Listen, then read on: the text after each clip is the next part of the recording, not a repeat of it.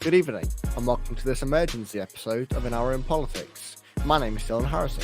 And my name is Joel Domain. Tonight, we'll discuss the shocking, but almost inevitable sacking of former Home Secretary Suella Braverman, and what this may do to the right of the Tory party. Also, the monumental return of former Prime Minister David Cameron into the Foreign Office. All that and more coming up in the next 30 minutes. This is An Hour in Politics.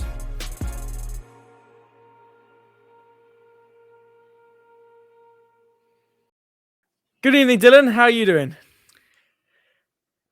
What a day. Exactly. I mean, literally what a day. Yeah. Like, I don't even know how I am. Exhausted is probably a good word. Yeah, it's been a lot to keep up with.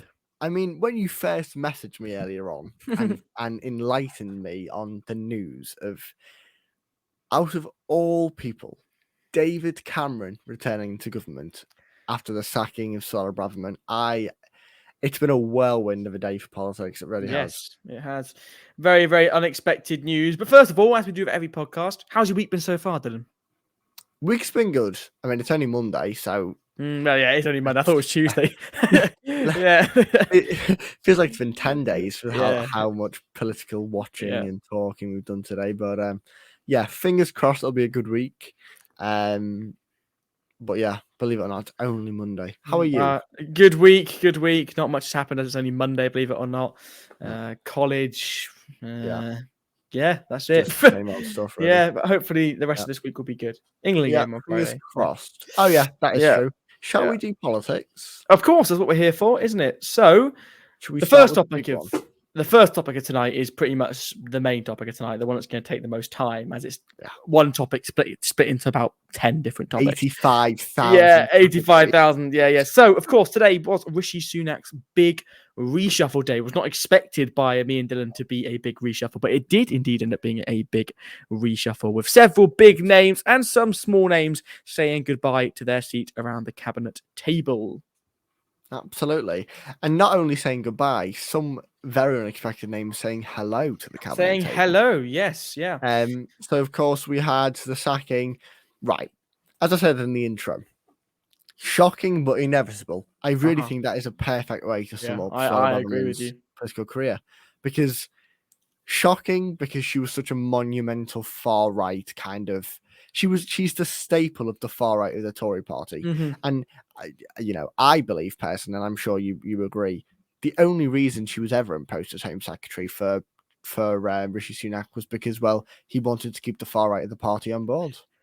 I think that's completely true. And I think it's a bit of a strange switch to a not so far right government that we are seeing come into force today. Well, that's true. But as I was going to say after that point, Rishi Sunak couldn't have continued Liz Truss's government.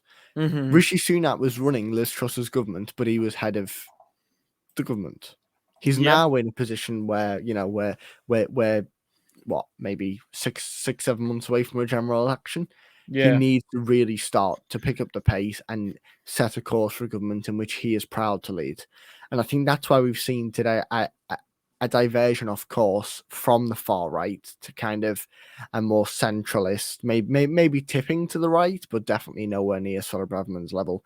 And it's been no secret the sheer amount of disagreements the former Home Secretary and the Prime Minister have had over immigration policy and just the way she carries herself, the way she undermines the Met Police feels like weekly now.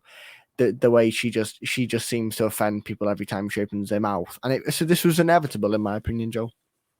Yeah, it is inevitable. And, she's a very controversial character. Mm-hmm. There are a lot of rumours that she did this on purpose, but I just want to... This is very, very random, Dylan, but some breaking news that Nigel Farage has been confirmed by ITV to be going on I'm a Celebrity this year. I thought I'd just bring that breaking news as it breaks. If it had broken before the episode, we would have spoke about it, wouldn't we? So yeah, that is true. That's just happened. So he's confirmed. He's confirmed. Very interesting, but we'll talk about right at the end of the podcast, shall we? Let's get back to what we were talking about. So very controversial character, Suella Braverman, has made a lot of big statements, especially over the last few days in her newspaper article that was not signed off by the government, which of course by number 10, which of course you do need, obviously, that makes perfect sense. Especially when you hold one of the big four jobs. Exactly. Yes, exactly. And look, inevitable to me that you would not get permission. Yeah. And look, And it's just a very strange situation going on. And like I said, there's a lot of rumors she did it on purpose. And the reason why I say that is because there are lots of rumors she's got sacked on purpose and is going to relaunch her next her leadership contest. Of course, she did enter the leadership contest back in July last year. yeah, Which which wasn't she? Yeah. by the way, Jacob Rees-Mogg commented today on GB News that he thought she did better than expected in the last leadership election. Yeah, so it was Which her. was puzzling to me, considering she never made it to the third No. round or whatever. I'm pretty sure she got knocked out before Tom Tugendhat, which would I make think that's correct. Yeah, which would make she wasn't even in the final two. Yeah, it was Kemi Badenoch, yeah, Rishi, Truss, Morden, and Tugendhat. I think so. Yeah, correct. Yeah, there you they go. were like the main Yeah. 5, weren't they? Yeah. Yeah. But I've got a question, Joel. Put yourself in Rishi Sunak's shoes. Oh, You're God. the head of the Conservative Party, you're Prime Minister of the United Kingdom. Yep. You've seen the unrest with the protests on Armistice Day. You've seen the controversial statements she's made. She's made statements without commissioning or without seeking approval from Number 10. Her immigration policy is very divisive. Yes. You've got the Rwanda, kind of. What's the word I'm looking for here? The verdict, for example, the Rwanda verdict is coming on Wednesday. Let's be honest, the government aren't totally confident the Rwanda scheme is actually going to be allowed to go ahead. No. So what are the chances that you choose now to get rid? Mm-hmm. Look, I think the chances it's anything but a coincidence. I think there's a need for new faces, I guess, is the current thing. New faces with the Rwanda situation, new faces with the health secretary, with the strikes, that kind of stuff. Yeah. I think that's it's just a reshuffle to make things better. Rishi Sunak is possibly entered panic mode almost. Do you know what I mean? And you were saying, cool. I'm kind of throwing you under the bus here. That you said that David Cameron might be seen as a bit of an advisor to Rishi Sunak, perhaps. Oh well, we'll get onto that. We will get onto that. Yes. So in other words, if you were Prime Minister, you would have done the same thing. Look, if I was Prime Minister, which she would never have been in my government. She would never have been in my government. Yeah, but never. Look, I think if I was, for whatever reason, a Conservative, and I was Rishi Sunak or me as Prime Minister, and I had Suella Braverman in my cabinet because I'd had a funny turn where I decided it was a good idea, and I'd seen the backlash that came out of everything, of the Rwanda scheme, of the way she talks about the homeless community, the way that she talks about the Met in her article. I would have seen the backlash and said, you know what, sod this. This is stupid. She can't be in my cabinet. She's far too controversial. She's causing way too much issues. We need a new face. Referred, I believe it was to immigrants as a hurricane. And for those who don't know, a hurricane is a natural disaster which kills en masse. Yeah. And she says that being homeless is a lifestyle choice, which is just shocking to me. Which is absolutely unbelievable. I know. And Joel, I want to tie in another point into the Suella Braverman departure before we then move on to the appointees of today's reshuffle. Andrea Jenkins. She's the MP for Morley and Outwood since 2015. She's the deputy chairwoman for the European Research Group since 2019. She today, following the departure of Suella Braverman, has submitted a letter of no confidence to the Prime Minister. How deeply do you believe this is tied into Suella's departure? I don't know, and I think what we should do. Oh, okay, that's very irrelevant. But I'm looking at the Politics UK account, trying to read this thing. I'll tell you that later on because I don't want to change the subject here. Cool. So she says, "Dear Sir Graham," of course, that is talking about what's his leader of the 1932 committee. Is that what it's called? Graham Brady, I think it is. Graham Brady. That's 1940. 1922, not 32. That one. Yeah, that one. Yeah. So she says, "Dear Sir Graham, enough is enough. If it wasn't bad enough that we have a party leader that the party members rejected, the polls demonstrate that the public reject him. And I'm in full agreement. It's time for Rishi Sunak to go." Now that is one massive, massive statement for a Conservative member of Parliament to make. Backbencher, by the way. Yes, backbencher, but she does have a role. She's the deputy chairman of the Yeah. European Research Group, which of course But- is the ERG, which was very, very mentioned. I don't really remember why, but it was mentioned quite a lot under Theresa May's premiership as Prime Minister. You might remember why. I certainly don't, but it was mentioned so much. There's I think there was some sort of issues with it. But Surely it would have been to do with Brexit because it's a European Research Group. Yeah, exactly. Surely. Someone in the comments, if you're watching this part of the podcast and know what the ERG is, let us know, please. Please, thanks. Yeah, whatever. Shush. Put us out of our misery. Yeah, put us out of our misery. Yeah. Okay. Joel, have you drawn any parallels here between the swabbing of Boris Johnson's outing and this no confidence letter to Rishi Sunak? Is this coordinated by Braverman? Yeah, look, of course, there are similarities, but there are also differences. I think, first of all, we should state that the outing of Boris Johnson was started by two resignations, that of the Health Secretary at the time, Sajid Javid, and the Chancellor at the time, now Prime Minister Rishi Sunak. They both resigned, and then everybody else seemed to resign with them. The government fell like dominoes, didn't it? Yeah, this isn't a resignation. She hasn't resigned from her ERG role. She has just wrote in a letter of no confidence to Sir Graham Brady, which does happen sometimes, and therefore nothing, and then nothing comes of it. It does sometimes happen. One MP suddenly, decides to get mouthy and says, I don't have trust in this Prime Minister. Sometimes it's like, you know what, I agree with this person. Sometimes you're kind of sitting there saying this isn't going to spark anything. This is just one issue that one MP has. But of course, every issue is worth writing about. Well, this is the thing. One MP's departure can start a monumental downfall for a Prime Minister. It can. However, this may just be her sharing your own personal views.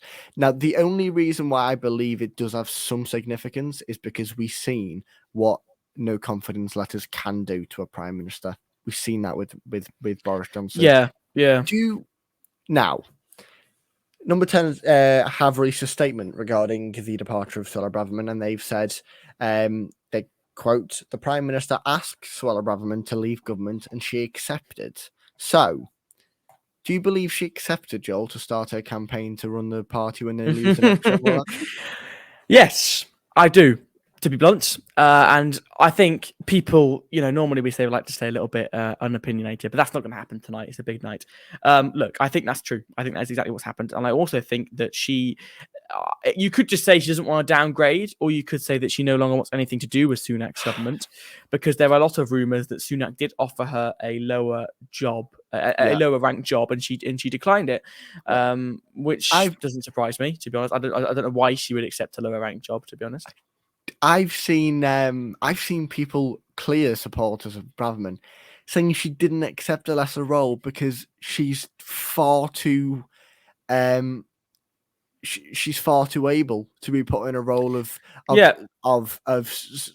such unimportance in the government. It's absolute. Yeah.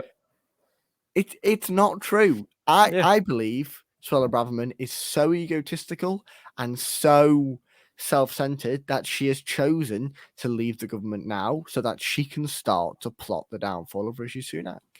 Hey, look, Labour in particular and Lib Dems and every party have always said that we all know who is behind the wheel of this government, and that is Suella Braverman, not Rishi Sunak. I'm not saying I'm not saying whether or not that's a load of waffle, a campaign plan, or whatever. But now we will see what happens now that very dominant figure is no longer in British. Well, she's in British politics, but she's not in the government. No. So that is not on the cabinet table anymore. Not even in the cabinet table. Yeah, she's completely gone. Yeah. But here's the point, right? Rishi Sunak's made this huge reshuffle. This is clearly setting the precedent for the party that he wants to take into the next general election if he wins. Do you remember when he went on the rampage of just saying he's making decisions now for the long term of British future? Do I think that? Do you remember when? Say again. Do I think that this is because he wants to win the election? Is that what you're asking? No. Do you remember when Sunak went on a rampage where everything he said was, quote, for the long-term security of Britain. Oh, yes, I do remember. Yes. Do you believe that this cabinet reshuffle is, quote, for the strength of his government for long-term decisions? Surely it is. Surely. It is. And I think it's also because he wants to appear that he's changing and he wants to advertise himself as different. Oh, and he wants to be the this is change new spin, candidate. like the change candidate. But he's not, is he? So, No. that's that. Well, look, Suella Braverman was, in my opinion, she was the sailor of the ship for the last, since Sunak entered office, and I believe now Rishi Sunak has came to a kind of he's came to a point in the road where there are two paths for him to go along. There is one where he can decide his own fate, and that can be that of him setting his own ambitions and his own visions for the country. Or there is the other. He can keep the right of the party on board, and he can go down a path in which he isn't so comfortable and which he doesn't know where it's going to take him anyway. I believe, because Rishi Sunak knows the next general election is going to be a very difficult battle, he has chosen to take his own route, and that is why Suella Braverman's left government. Yeah, that's what I think believe. you're right. I think you're right. Now, who replaced her, Joel? It was James Cleverly who replaced her. James Cleverly made the switch from Foreign Secretary to Home Secretary. We expected that. That's not a big shock. It's just a little switch. You know what I mean? Like, it's not. Don't agree. I don't think it's that much of a dramatic change. I think that the Foreign Secretary, who, for the title, everyone knows who it is, but we'll get onto it in a moment.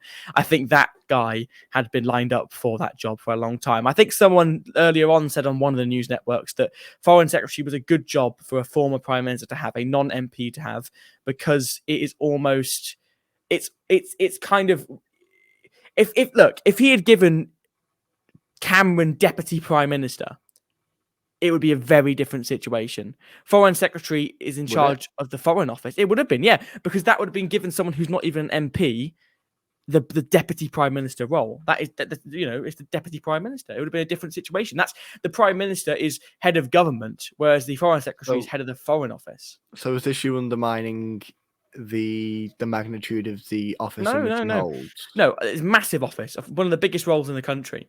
But what I'm saying is it's simply because he's no longer an MP. It is almost. This isn't my words. This is a news company word earlier. I can't remember the exact word he used. I'm struggling to quote it, but he said it almost doesn't. This is what I'm talking about. Yes, yeah. Like what? No, not at all. No. You just said yes. Yes or no? No, it's not. No, I think I get the point. Yeah, I can't remember. Foreign affairs is related to outside the country, right? Yes. This is it. Yeah. Whereas if you're Deputy Prime Minister, you're directly involved for the government in which the country is run. And he is an elected MP, so he can't run the country. Exactly. Yes. But he's still running a section of the government. Yeah, and he's running one of the most important ones. Yeah. And it's important to remember Rishi Sunak has granted the new foreign secretary, David Cameron, a lordship. David Cameron is now in the House of Lords, which enables him to be part of an active of like a current government. I don't agree with you where you said that the James Cleverly move to the Home Office was not a big one, because why take him out of the Foreign Office when you could have just put David Cameron in the Home Office? No, I don't know. I just think is that because Sunak didn't want to tarnish Cameron's reputation? Because let's face it, the Home Office is the hardest job in the country at the moment. I believe it's the hardest job in the country because don't forget you've got the Metropolitan Police is crumbling. Immigration figures are soaring through the roof. There is division everywhere. There is anti-Semitic division everywhere. There is sexist, racist discrimination everywhere. I believe it's the hardest job in the government. So is this one, a bid to get someone with experience on Rishi's side, someone who can sit by Rishi and offer him support and guidance? Don't forget, David Cameron won a general election. He was Prime Minister. And also, is this a way to get Cameron into government to allow Rishi to get support whilst not giving him a role which directly will be... What I'm trying to say here is I think Cameron will just be allowed to get on with this job. I don't think Rishi Sunak's going to have much to say about the Foreign Office. Whereas if he was Home Secretary, I think them two would have Yeah. would have been combined a lot more, and I don't think that's in Rishi's interest to be stood by an ex prime minister.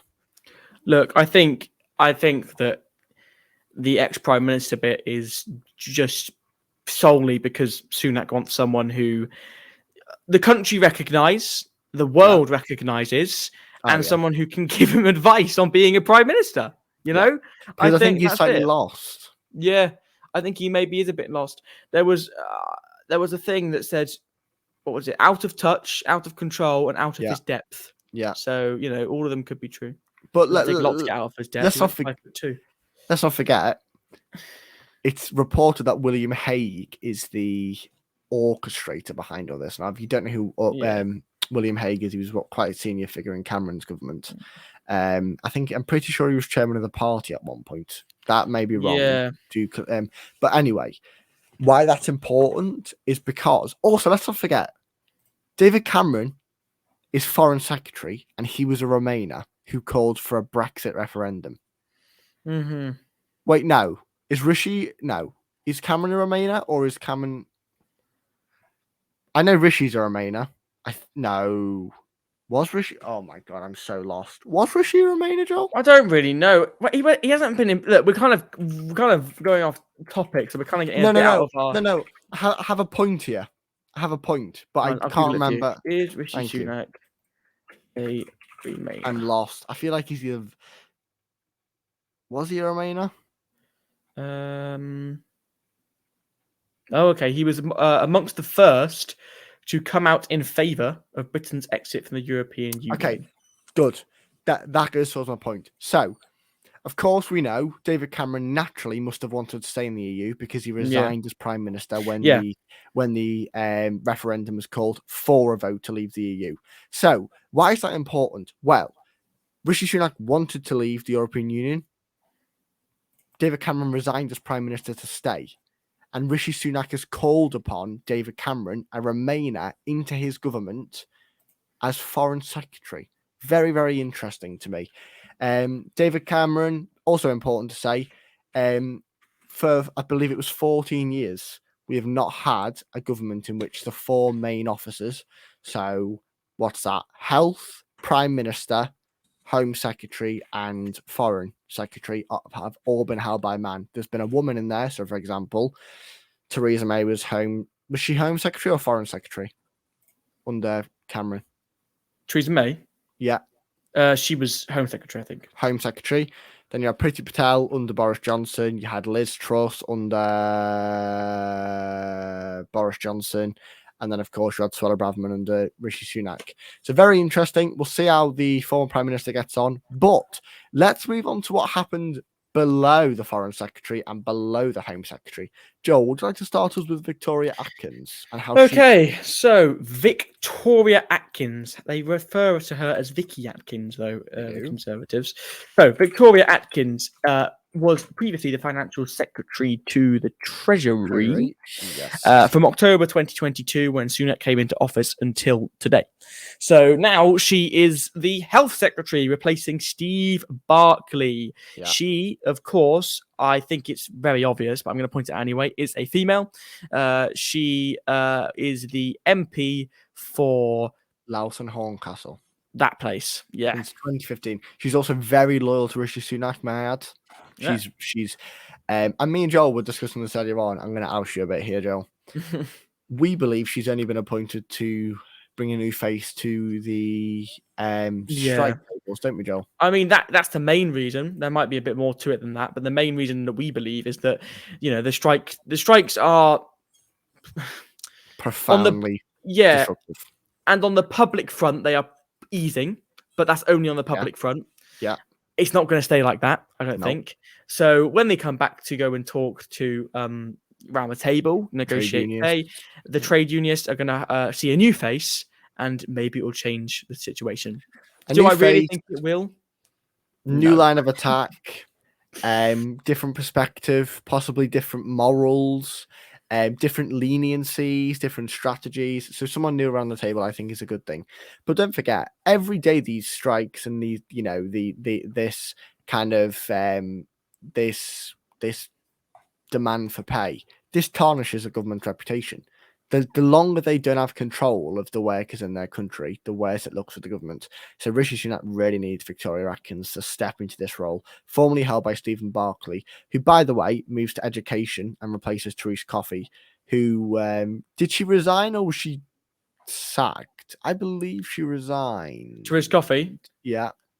Publicly, she resigned, yeah. But let's face it, she resigned. Yeah.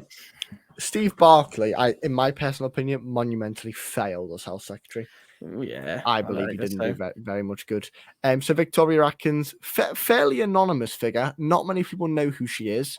She's a very clever lady, worked in the Treasury alongside Jeremy Hunt. So she was the number 2 in the Treasury, basically below Jeremy Hunt, helping him with all the financial decisions. We know Jeremy Hunt is settling the markets. We know his autumn statement is due shortly. She moves now from the Treasury, which is replaced by, what's her name? Laura Trott. Yeah, Laura Trott. And Victoria Atkins takes the helm of the health sector from Stephen Barclay, who replaces Therese Coffey in environment. Joel, do you believe that holds any importance? Look, I think Therese Coffey is a figure who was always been in politics, but kind of became more public under Liz Truss. Yeah, I think that Rishi Sunak Minister kept her in the cabinet because, I don't know, maybe he thought it was a good idea. Maybe he saw that she was a good minister. It's not my. I don't really know. You know what I mean? Well, like, we don't know what goes on behind the scenes when they decide. It. In his letter to Therese Coffey, he referred to her as a friend. So whether it was just a friendship that he kept her in, or whether it was to soothe, because obviously, of course, Therese Coffey was a huge ally of Liz Truss. So whether it was just to soothe that boat, I don't know. But what do you make of her leaving government for good, Joel? Do you think it's for the interest of the party? For good? Look, I don't really know, to be honest, because I don't know what the party's view is on her. Look, I think that she, as Environment Secretary, has just been the Environment Secretary. She hasn't done anything amazing. She hasn't done anything terrible. It's kind of just like she's there. She was, of course, Health Secretary for a bit under Liz Truss. She was Deputy Prime Minister under Liz Truss. She was. She's had a couple roles under Boris Johnson. I can't remember what they were. She's been in cabinet. She was pensioned for Boris Johnson. There you go. But she's done a lot. She's got experience, and so for her to leave surprised me. For Stephen Barclay to replace her in environment, I see no correlation with his ability in environment, but I guess that was just to fill a role. Stephen Barclay, fairly safe pair of hands, doesn't really complain, just gets on with it, so fair enough. Okay, new Tory chairman, Greg Hands, has gone. He's gone. Richard Holden, a minister who holds a very marginal seat, has no seat for the next general election. He has a red wall seat in the north of England, and he northwest Durham, and he's now party chairman. Yes. Joel, how do you view that? Look, I think it is. Greg Hands has. Well, I don't really understand it, Dylan, but if you look at his Twitter page, there's a lot of kind of. He seems to keep posting a letter. I mean, I don't get it, Dylan. It really confuses me. Okay. In fact, there was an account called the amount of times Greg Hands has posted the letter, and he just reposts every day. And I'm trying to find it now, but it's just not here. I came across it earlier. This podcast is, been put together very quickly, so please do excuse us. Yeah, I think it's been removed. Joel. To be honest, I think it has been removed. But I can give you some information on Greg Hands if that's what you're looking for. Well, of course, he replaced Nadeem Zahawi, didn't he? As party chairman, yes. Nadeem Zahawi was appointed by Boris Johnson, I believe. Yes, Boris Johnson. Greg Hands, anyway, goes from party chairman and he goes to a junior minister in the Department for Business and Trade. This is his 4th appearance as a Minister of State for Trade. So he's been moved around quite a lot, in fairness to him. So Richard Holden takes party chairman. Huge leap for him. He was a junior minister for transport and he's now jumped up to party chairman, so huge jump for him.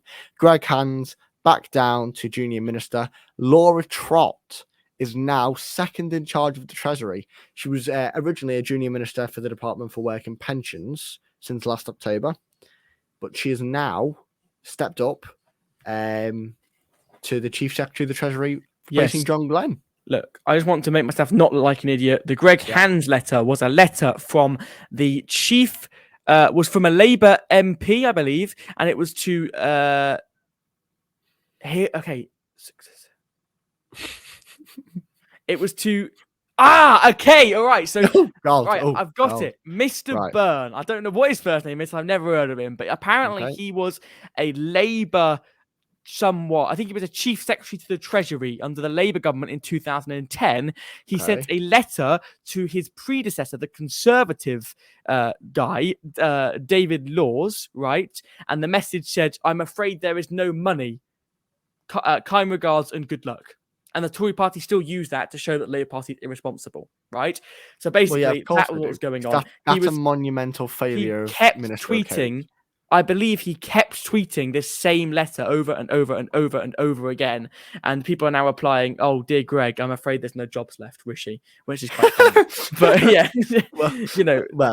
Well, Greg Hands, I mean, he's still got a job, Minister of Business and Trade. Look, John Glenn, he was formerly Chief Secretary to the Treasury, but he's now Paymaster General in the Cabinet Office, replacing Laura Trott, who's moved to the Treasury. What do you make of the junior minister movements around, Joel? It's kind of a lot of background stuff, isn't it? I mean, junior ministers shift all the time. No one really cares. I mean, it's kind of like, it's just roles, isn't it? Do you know what I mean? It's kind of like, I guess there'd be reasoning behind it. Maybe this person's suited to this role more. This person's not suited to that role. It was the wrong role. They need to change the role. Maybe that person expressed interest in that role. Those kind of things are possible. I think people being demoted to junior roles, such as Greg Hands and potentially, although she declined it, Suella Braverman, is bad. I think that shows that Rishi Sunak does not want them, does not think they can hold a major minister role anymore. That is bad. The other way around is brilliant. If they go from one junior role to junior role, it's kind of like, you know what? Yeah, cool. They're keeping their job, aren't they? Yeah, exactly. Yeah, we spoke about this earlier, didn't we, Joel? The likes of Penny Mordaunt. Penny Mordaunt, yeah. Penny Mordaunt. The Victoria Atkins goes from being quite an anonymous figure to now becoming Health Secretary, and yet Penny Mordaunt is still, even despite her cabinet experience, she is still leader of the Commons. Yeah, look, I don't know what is going on with Penny Mordaunt. I think experts read that she was annoyed in the last reshuffle when she didn't get a better role. Naturally, I think. Naturally, yeah. But there's always a chance that she's declining one, but I don't think that's true. I don't know that's true. But I think that it's important. I used an analogy of football earlier, didn't I? When we were chatting privately. So did you? Okay, so there's footballers, right? Sonny Perkins plays for Oxford United, my team. Fantastic striker, plays in some cup games, amazing, scores, brilliant goals. But apparently, behind the scenes, there's some sort of issues between the communication between him and the manager and the way his attitude is. I'm not saying Penny Mordaunt has a bad attitude, but that can be used as a comparison. Maybe something behind the scenes is going on that we can't see. It's preventing her from getting a position. From getting it. Yeah. It's fair enough. It's also important to say that Lee Rowley is now the new minister at the Department of Levelling Up Housing and Communities. He's the new housing minister because who is out? Well, big list incoming. You ready, Joel? Yep. Who has left the Tory party? Well, not left, but has been sacked or moved back to the backbenchers. Suella Braverman, former Home Secretary. Therese Coffey, former Environment Secretary. Nick Gibb, he was the former Schools Minister. He's been sacked. Neil O'Brien was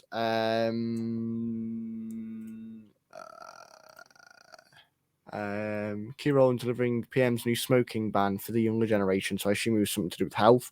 Jeremy Quinn has left the Cabinet of Office of Minister and Paymaster General, said he was quitting his post to focus on projects in this Horsham constituency.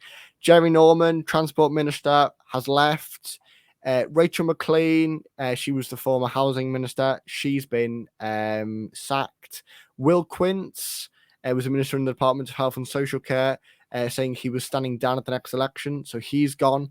George Freeman was a science minister. He's gone, saying it's time to focus on health, family well-being, and life on beyond the front bench. He's gone as well. So lots of movement today. It's been a monumental day for the Conservative Party and for the premiership of Rishi Sunak. Suella Braverman is out of the Home Office. Former Prime Minister David Cameron is in as Foreign Secretary. There's been a lot of movement. Yes. And one thing. We were talking about minor ministers, and you minister without portfolio within the Cabinet Office, Esther McVey. Okay, her job, according to Robert Peston, a journalist, says she will attend cabinet. There won't be a full cabinet member. Her role will be to represent Rishi Sunak's government on TV and radio as much as possible, and to speak with what he sees as common sense on all those gender, culture, and British colonial history issues that she is vocal about, and a so-called blue-collar Tory. She, it's worth pointing out, currently is a GB News presenter. Okay, so I'm going to change Robert Peston's words there a little bit, and I'm going to say she's Rishi Sunak's puppet. Yeah, she's been promoted.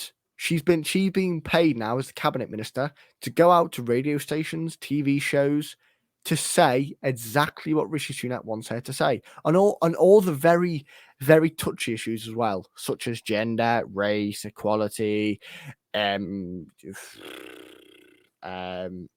migration, net migration, all that stuff. She's basically, in my opinion, Rishi Sunak's parrot. Yes. But Joel, how, looking back, just before we end tonight's podcast, looking back on a kind of wider scale, how important do you believe today is for Rishi Sunak's premiership? Very, very important. It's a bit of a judgment day for his government, for his decision making, for his integrity. Yeah. I think it's probably going to please a lot of people that he sacked Suella Braverman finally. There was a lot of calls for it to happen a lot sooner, but that'll be a good thing. Sure. Yeah, I think it's a very important day. Right, we did say just throughout the podcast, there's a couple things I want to touch before we round off that have just come out on the Politics UK Twitter account as I was searching for that letter from the MP. Yeah. So Nadine Dorries, it's on LBC right now as we speak here, and she has said she believes, first of all, the Tory party is very broken, and also she believes that Rachel Reeves would be a good chancellor. I thought that was worth pointing out. Very interesting. Okay. Wow. And wait, no. You can't just say okay and move on. Nadine Dorries. Yes. Boris Johnson. Yes. Admirer. Lover. Yeah. Publicly endorsing Rachel Reeves as Chancellor. Yeah. I actually think that'll make Rachel Reeves feel a bit uncomfortable. Yeah. I don't think Rachel Reeves will enjoy that. She's also published a book. Yep. Apparently it's about the bombshells of how Parliament in this country actually ran. You wanted to touch on Nigel Farage, didn't you, Joe? Yes, Nigel Farage has agreed a 1-point-something million deal to go on to ITV's popular I'm a Celebrity, Get Me Out of Here show. If you're not familiar, celebrities watch it. and celebrities and Nigel Farage go onto into a forest in Australia, a jungle, and basically have to do loads of challenges and stuff to complete the stars, and then they get voted out and eat eating. Yeah, exactly. Yeah, and practically drowning themselves, that kind of stuff. Putting their hands into snake piles, that kind of thing. But yeah, it'll be interesting to see. Nigel Farage on that show. He did say on GB News that he was heavily considering it. He also said that he has been invited many, many times before. Whether that be true or just a little bit. I believe it will be true. Ego. He said that he wants to appeal to the youth audience, as that show does have a big youth audience. Well, we'll see how it goes. I think how it goes. Could either go for or against him. In his interview, he described himself as some people's hero and other people's enemy. I believe that to be true. Don't forget, former Health Secretary Matt Hancock, who resigned from government for having an affair under strict lockdown COVID Yep. rules. He went on it last year, I believe, and Yes. it actually worked in his favour because quite a bit of the public actually felt a bit bad for him. Whether that worked the same for Nigel Farage, I don't know. Rishi Sunak will be counting his stars that Nigel Farage in Australia and not commenting on the shambolic state of his government at the moment. I'm sure Rishi Sunak is breathing a sigh of relief over that one. Yes, and Lee Rowley, finally, last thing I want to point out, Lee Rowley is a new housing minister. He is the 16th housing minister since 2020. That is not good. Okay. Wow. I mean, that is... Yeah. I think we are... That's 6 a year. Yeah, not good, is it? 6 a year. Yeah. It's not very good. But that was the emergency episode of An Hour in Politics, and that was discussing the Rishi Sunak cabinet reshuffle on Monday, the 13th of November 2023. Make sure to like and subscribe if you enjoyed. I've been Joel Domain. You can find me on Instagram at Joel Domain, on my radio station that I work for, that kind of stuff. Yeah. Dylan, where can people find you? Dylan Harrison. Just have a look in the description, sign up to the podcast, and we will see you all next week. Bye, everybody.